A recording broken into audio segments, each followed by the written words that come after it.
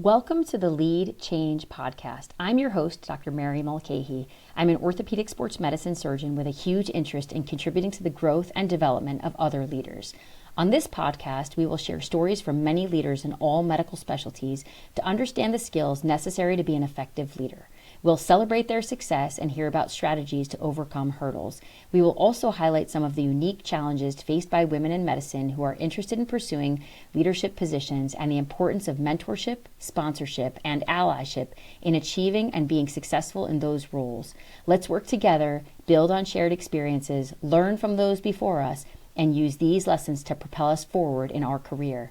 Let's lead change. Welcome everyone to the Lead Change podcast. I am so excited to have Clare Coonan as our guest on the podcast today.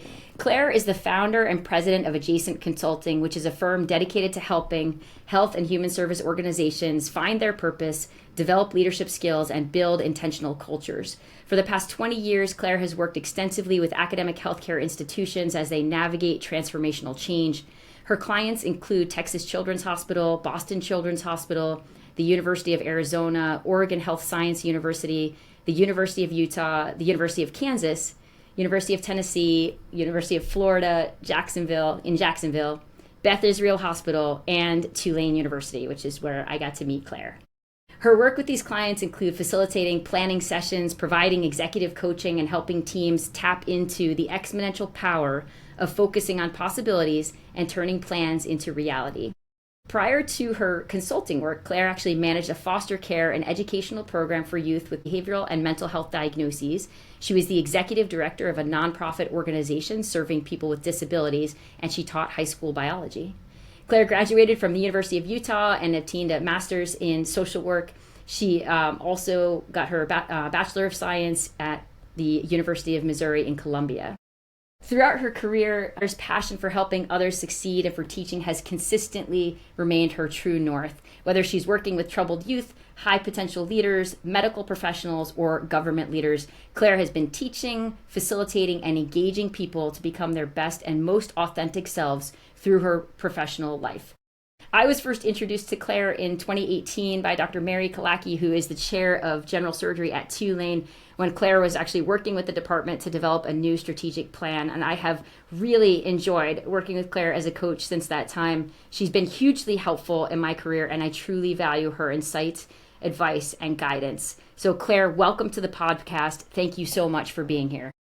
Mary, thanks for inviting me, and congratulations on your podcast. And likewise, I am excited to have known you and worked with you over these many years. So congratulations.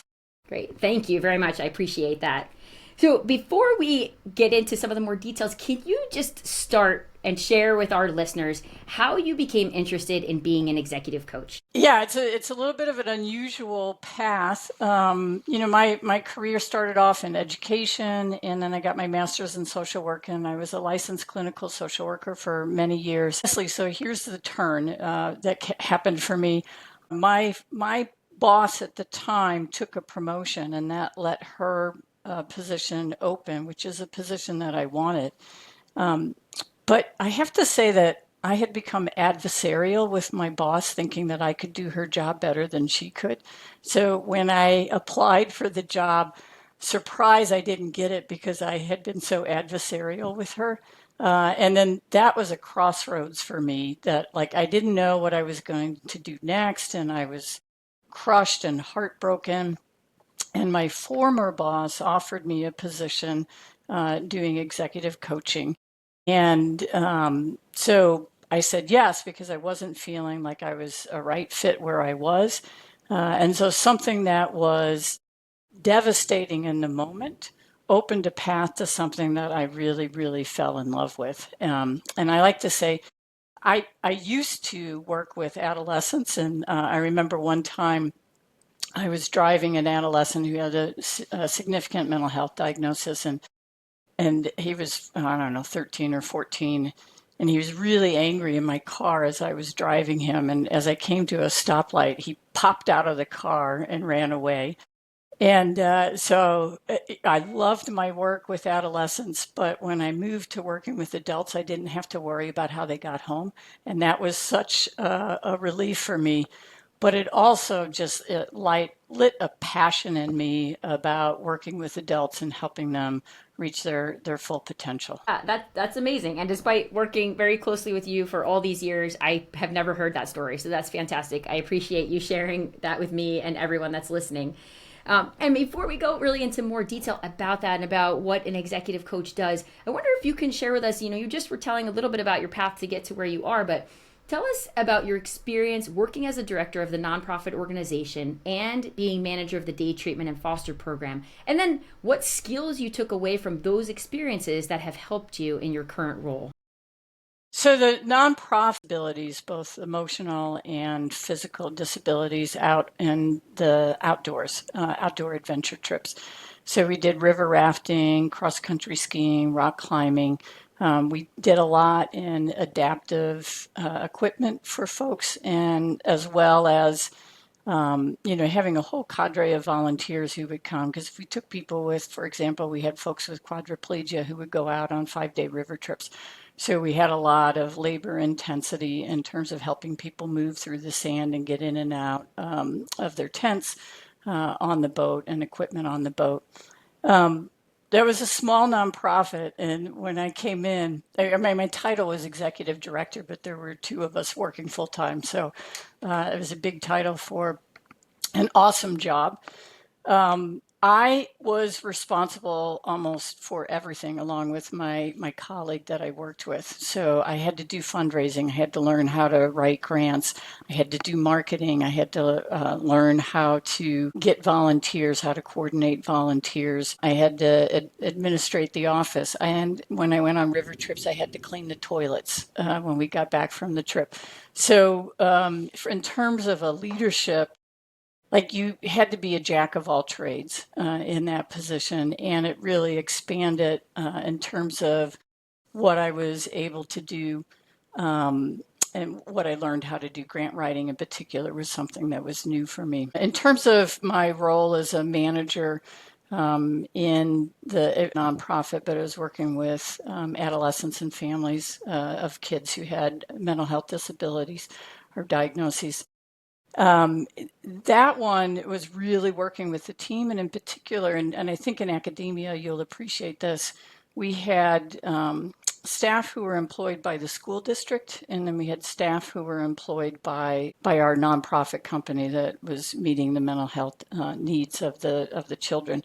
So we had two different staff who were working at the same time, and oftentimes you would come in with a different mandate. And I think in academia, you can appreciate that because you have people working for the university, and then many of the hospitals where you work at are owned or operated by a separate nonprofit or for-profit. So learning how to work with those two different staff who are coming at the one common goal from different perspective, that was something that I really, really learned about, as well as learning about how to bring a team together. One of the things that I like to talk about is all groups bond in one of two ways. They either bond in pain and complaining, or they bond in joy and purpose.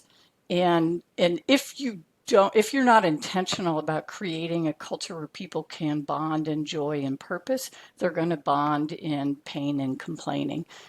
So as a leader, I learned that pretty quickly because, and you know this, everybody who's on a team knows that you can sit around and people can begin to complain about them. And for me, as I do this work, there are three groups of them that most often people complain about. The first one is HR. People will complain about that. The second one is IT. People will complain about that group. And then the third one, and probably who gets targeted the most, is leadership. So people will complain about leadership. And if you let that fester and go, you're just going to be stuck in this negative loop of pain, bonding, and complaining. And you have to create an alternative. Otherwise, or the bonding and pain that's like weeds that are growing up is going to overtake your garden. And you have to be really mindful of, you want to make sure what you want growing is what's coming up. Yes, that's so great. And I love that analogy. And I also love to see how these positions, which are seemingly quite disparate and different from what you're doing now, like taught you such valuable lessons and have contributed to you being such an effective and really exceptional coach. So thanks for Thanks. sharing that. Yeah. Now, describe for us a little bit about what an executive coach actually does and who are the most common people that you tend to work with. Okay. So the first part of that question, I'll talk about, for me, there's about 3 buckets of things that an executive coach does. The first one is working with you to get clear about what your goals are. And as an executive coach, my success is completely dependent on who I'm coaching and their success, how they define success, if it's valuable to them. So when we're working on what your goals are, some people will come in and they're very clear about what their goals are. You, Mary, are someone who comes in very clear about what your goals are, and you have like this.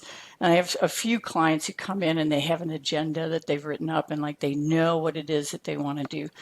Some people come to me and they're like, I don't really know what I want. And so we'll spend some time really getting greater clarity about that.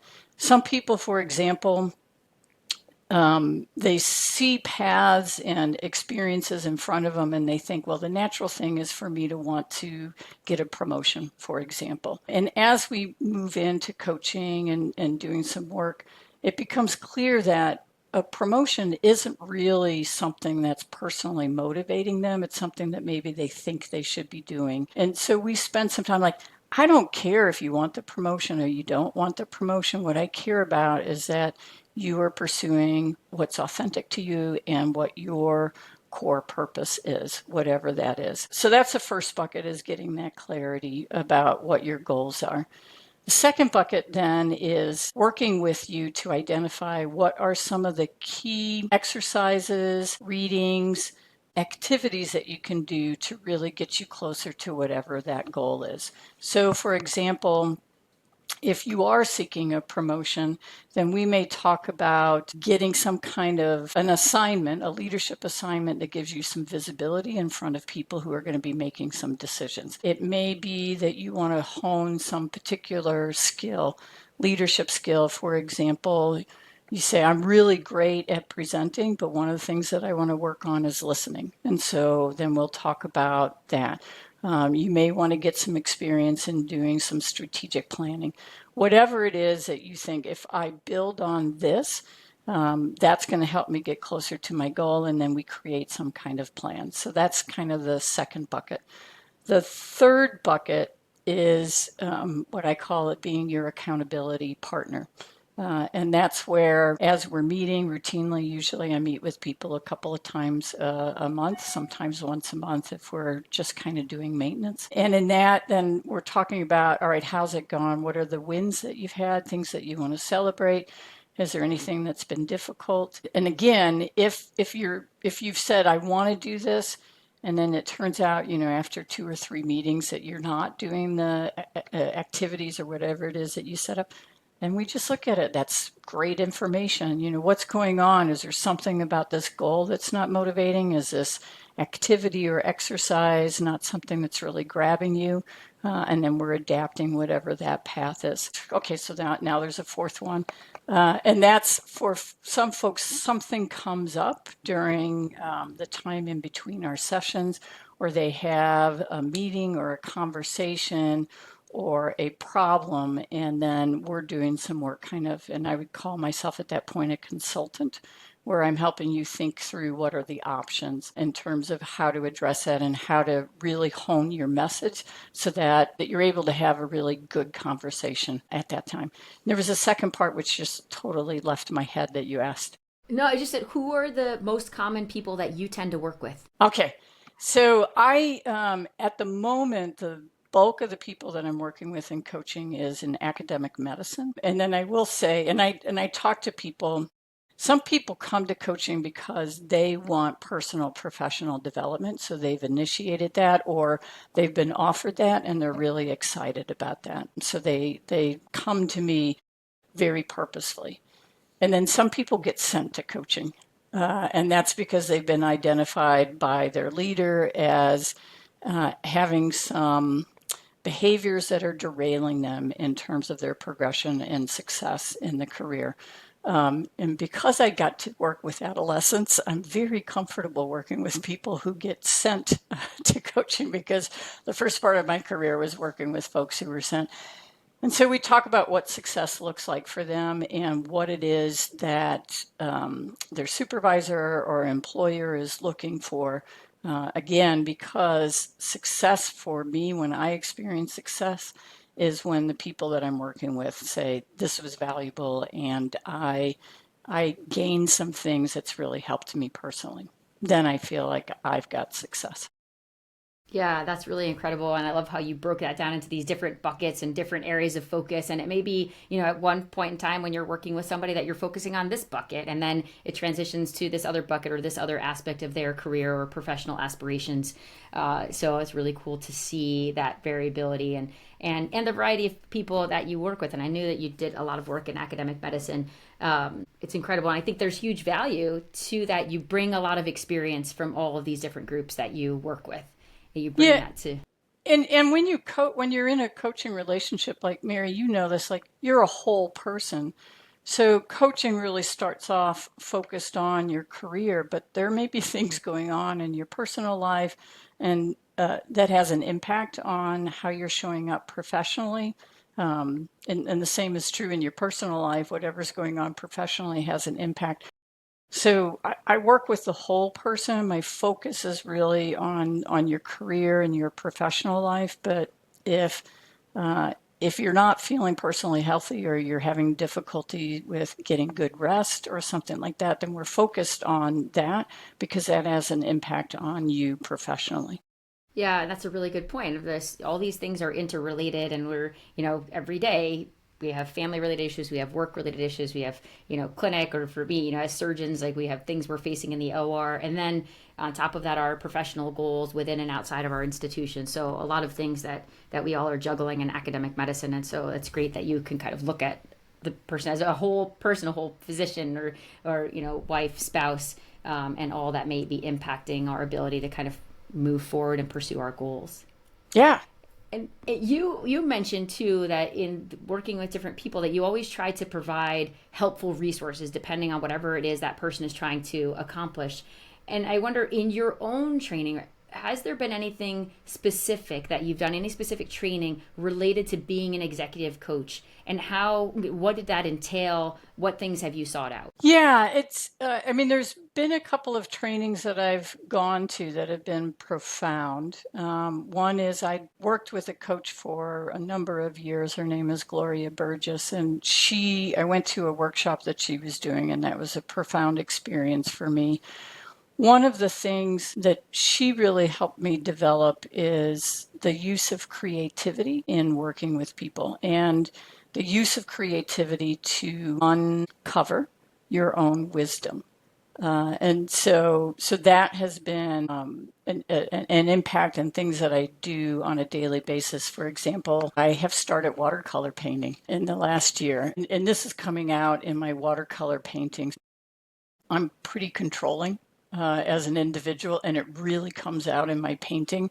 So there's a technique that like you overwork the paint on the page, and I do that all the time. And so I am learning to just co-create with the paint. Which is a new experience for me. And so when I say I'm watercolor painting, people might be like, what the heck is that? Why, that didn't have anything to do with being a surgeon. But when you open yourself up in that creative space, there are so many things that you can learn, and you get at it from an angle that surprises you and then has a profound impact on you as a result of the surprise. And that has happened for me. The other thing that I will say about that is I have a group of friends, and we share our paintings. And somehow, I don't know if it was intentional at the very beginning, but we only tell each other what we like about their painting. And we're not really allowed to say what we don't like about our painting. And so we stay really, really positive. And in that space of positive creativity, it's amazing how far you can go. And that's a theme that I know for myself, I can get focused on problem identifying and not problem solving, and then looking at the innovation and creative ways of going. So I can pay attention to limits and not expansiveness. And through this watercolor painting, it really has helped me kind of look at expansiveness. It's so great, and to see how that skill from water painting with watercolors translates into what you're doing in your career, and how you can use that to help other physicians and other people in academic medicine. Like, that's great. And that stemmed initially from that workshop or a little bit from that workshop that you did. Absolutely. And I Yeah. work with her over the last couple of years. And so, Mary, I'm going to say I know. So I was a social worker, so you can think of me as woo woo. And there are times that I can get woo woo, but I only do that with people who I know can resonate with that. Then there are other people in my work, like I do strategic planning. And so then I'll get down to basics and, total left brain approach with what's our, tick off boxes of things that we need to do, and what's the goal, and what's the measurement, and how are we going to hold people accountable. So as a coach, and this is pretty important for folks, you maybe are going to ask this, but I'm going to jump in right now. When you're looking for a coach, the most important thing is that you have a person who you believe shares your values, has a set of skills or abilities that's a match for what you're looking for.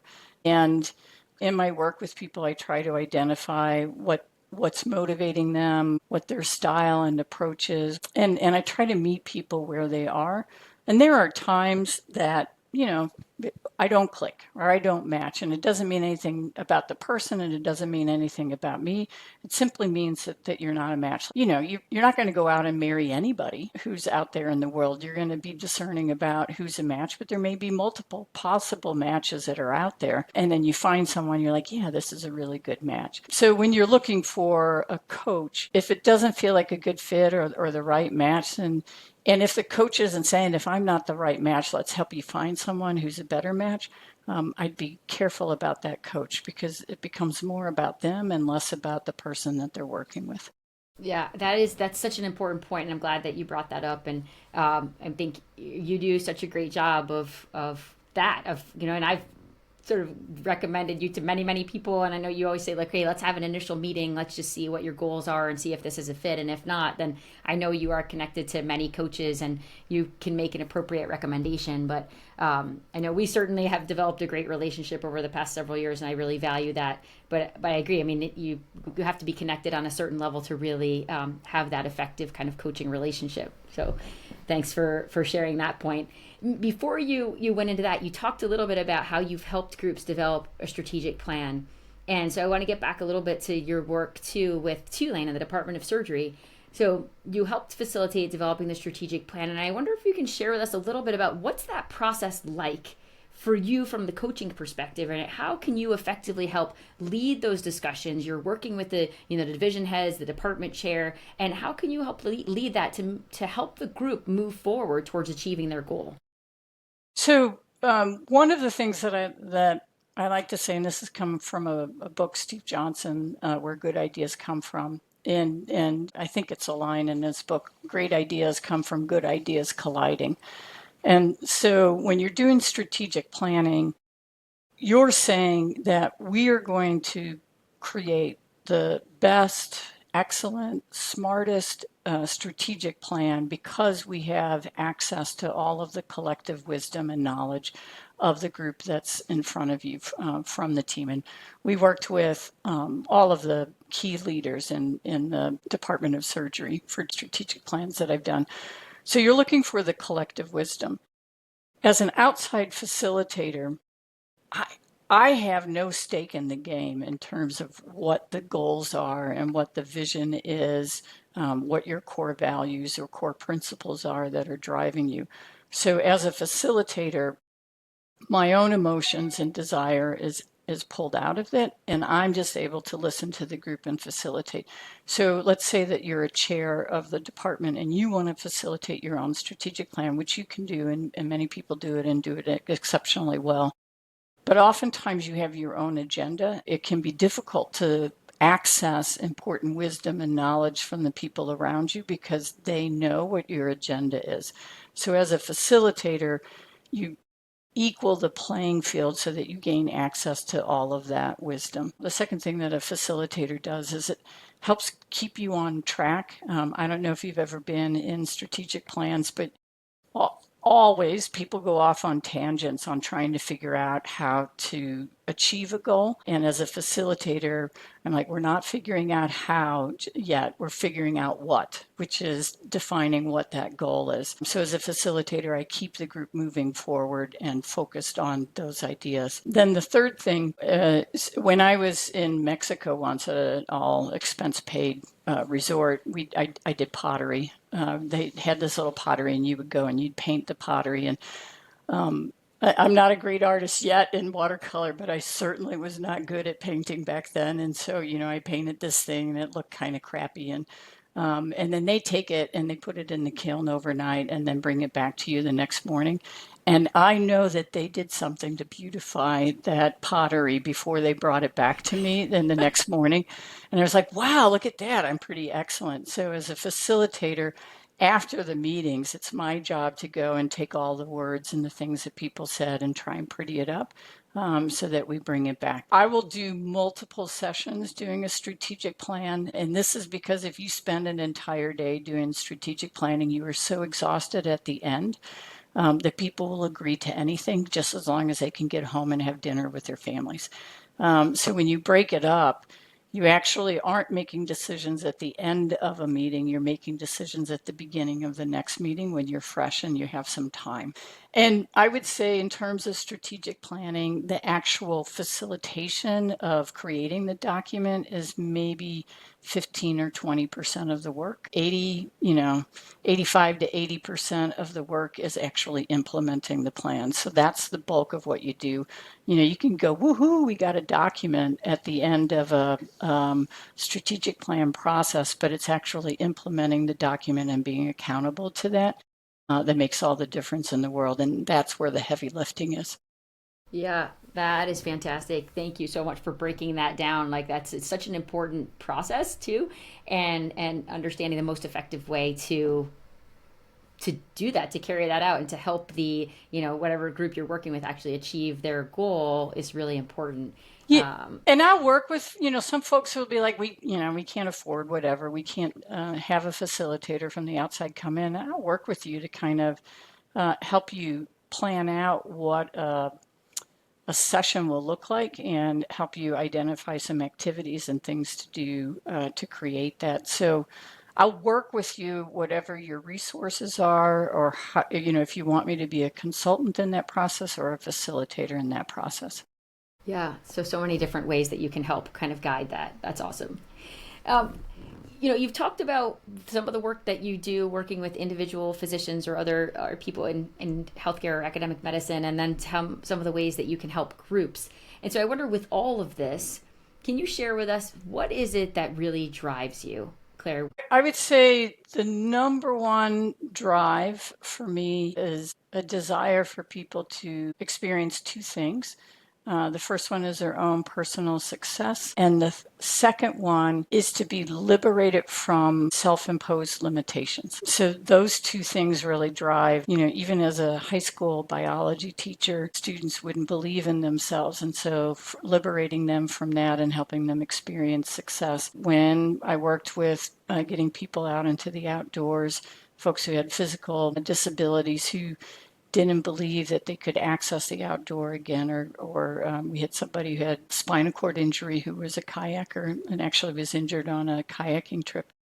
And he went down the Grand Canyon again as a paraplegic, and working with frequently with women who have a desire to move into a position of leadership, but the description has all of these bullet points, and they're like, well, I've only got 5 of the 7 bullet points, so I'm not qualified.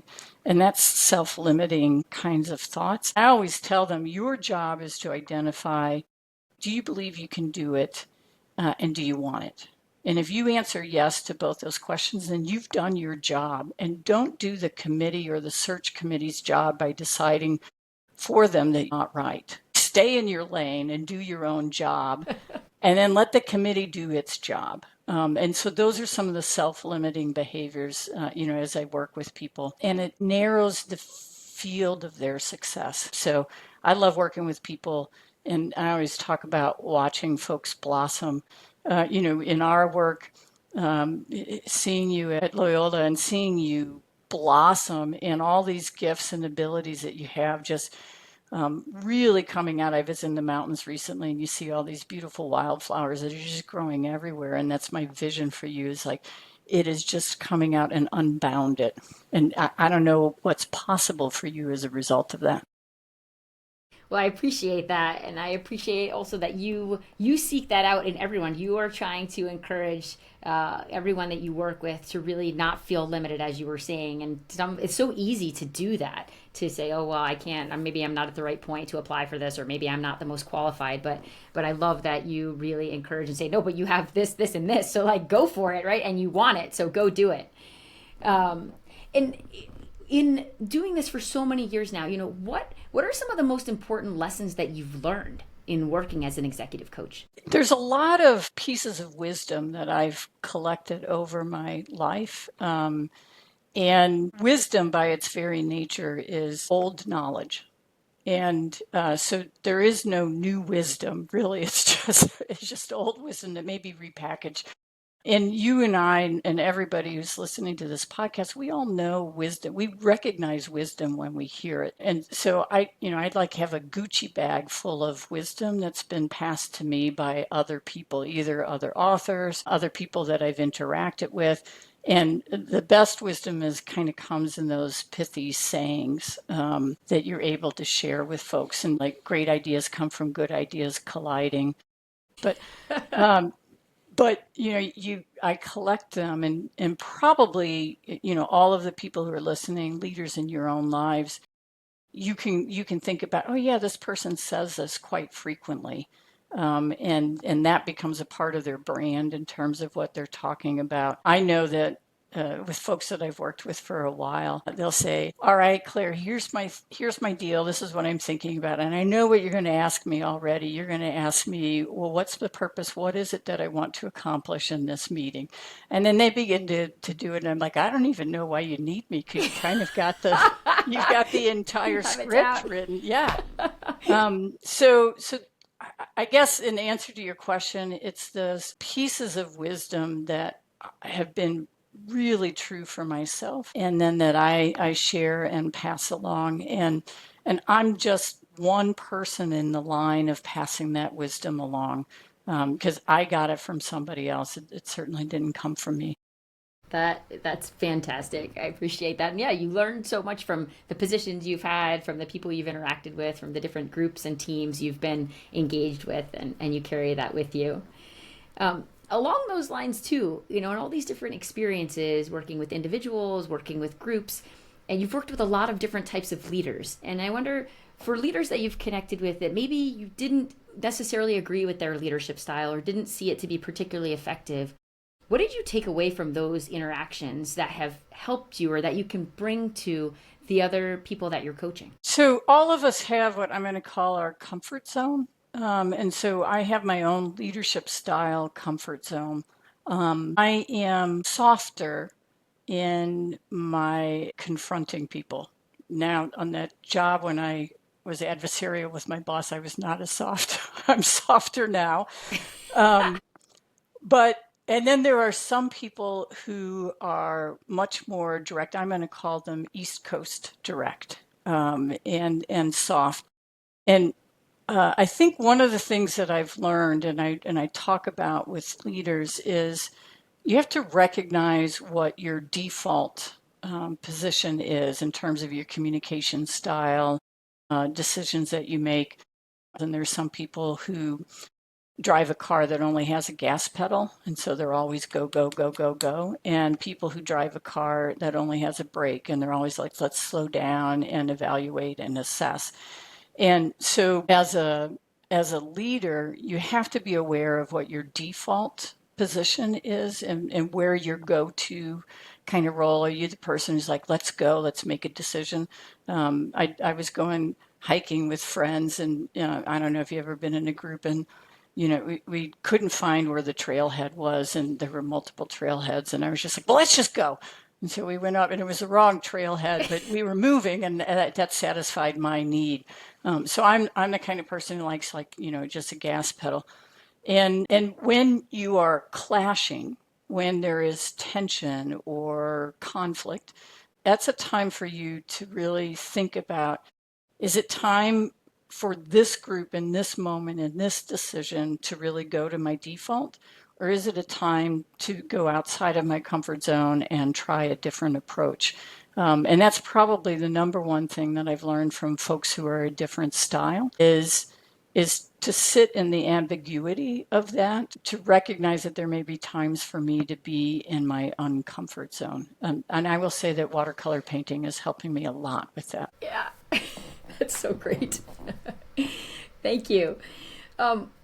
We've talked about different projects that you're working on, all these different skills you've developed, and within all of that, Claire, what would you describe as being your superpower?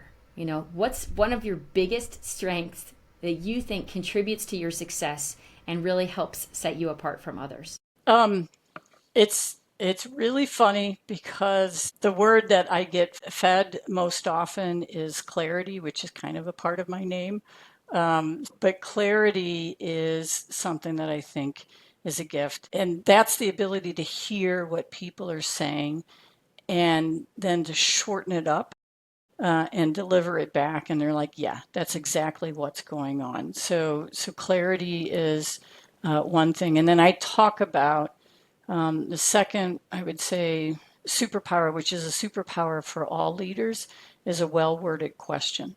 So I spend a lot of time when I'm creating a facilitation session or I'm working in coaching, really thinking about what's the best way for me to word a question so that furthers the conversation and gets us closer to resolution or to knowledge. So those two things, and if anybody as a leader ever wants to work on anything, I would say work on wording questions. So you could say, well, what's wrong with our process? So that's a question that you may start with.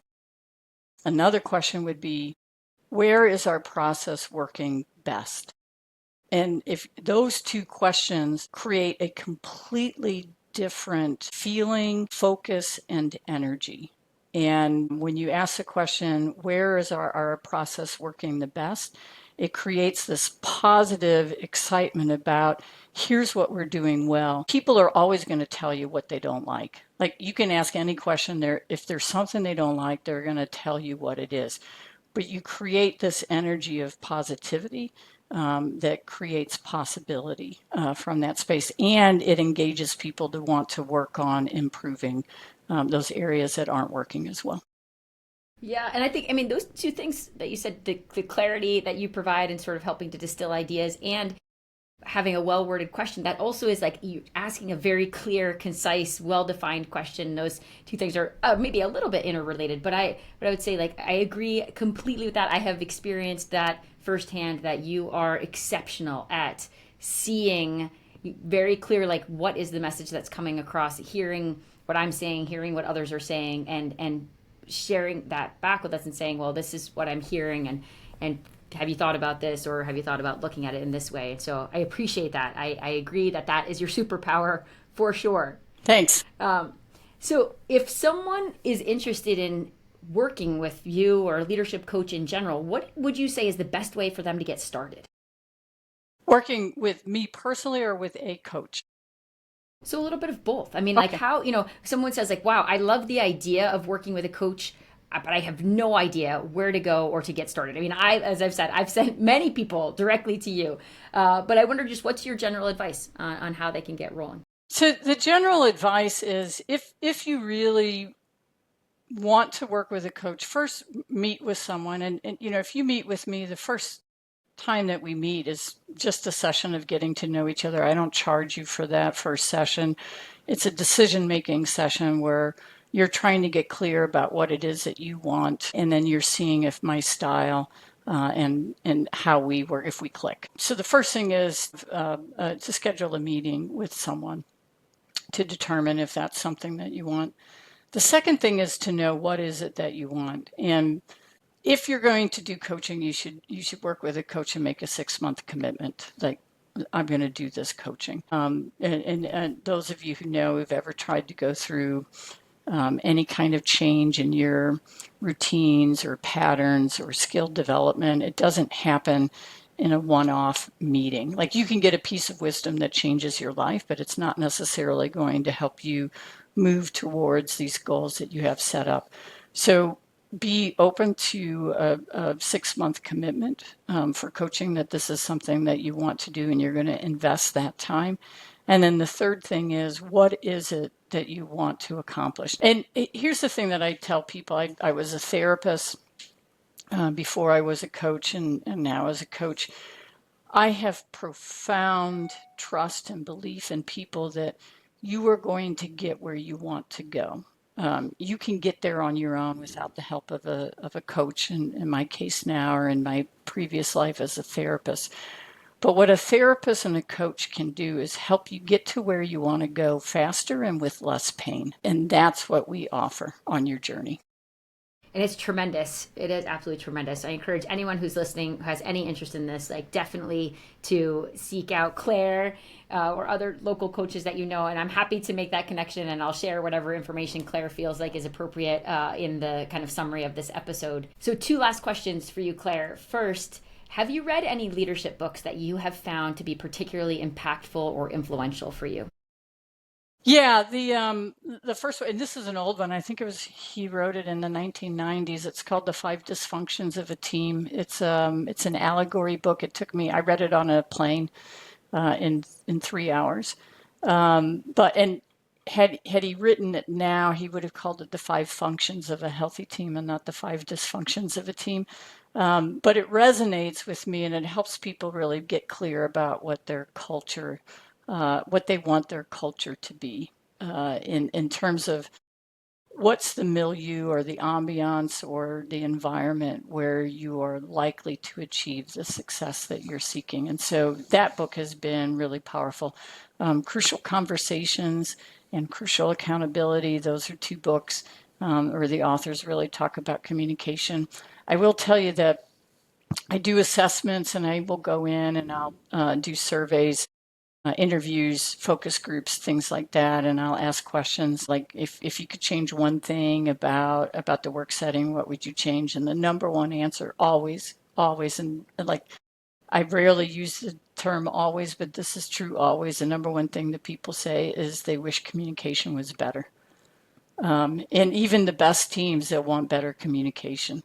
So those books that are really around communication, I think, are very helpful. Radical Candor, that's another one that's on communication. Great. My list is getting long. I'm like, these are all great books. I can't wait to read them personally. And then finally, what's your favorite quote? Good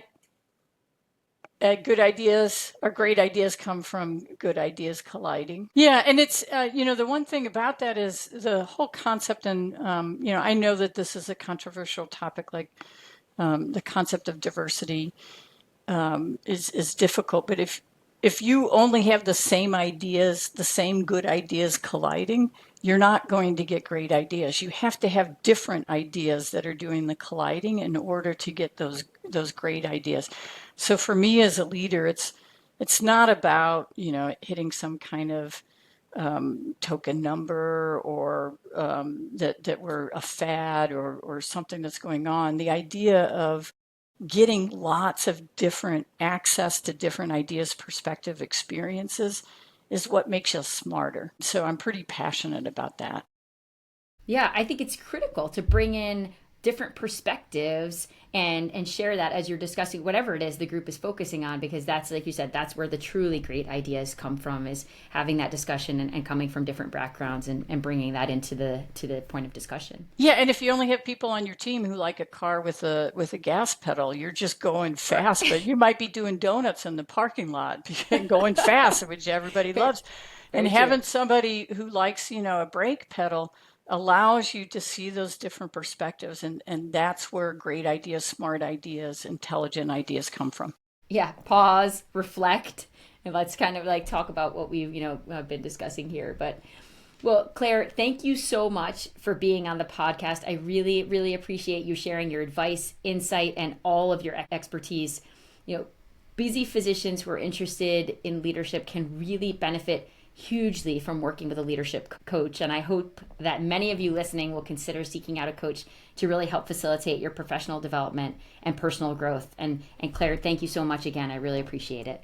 Thanks, Mary, for all your great questions. You made me think a lot as we were talking. I was like, wow, I haven't really thought about that for a while or at all. So it helps clarify, like what's important to me and what my values are. So this has been a great learning lesson for me. And congratulations on your podcast. And I'm eager to listen to all the people that you're interviewing.